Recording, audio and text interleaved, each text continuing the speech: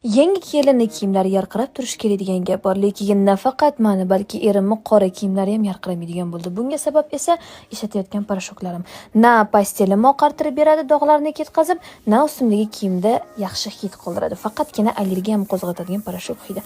Oxir-oqibat erim har safar har xil parashoklarni ko'tarib keladilar, har xilni ishlataman, gel kapsulalarni, lekin umuman foydasi bo'lmaydi. Bolalarning kiyimi esa dog'i umuman ketmayapti.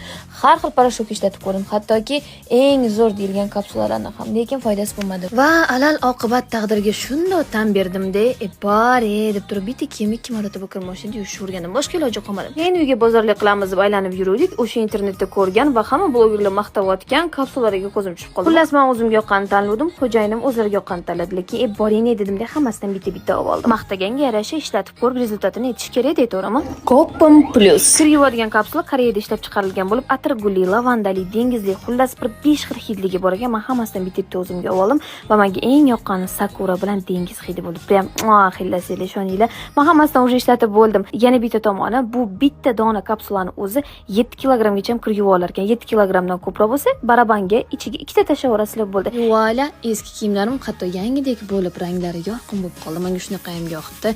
Ishoninglar, ishlatishinglarga arziydi. Hidi ham, o'zi ham va narxi ham anchaga yetadi. Men maslahat beraman.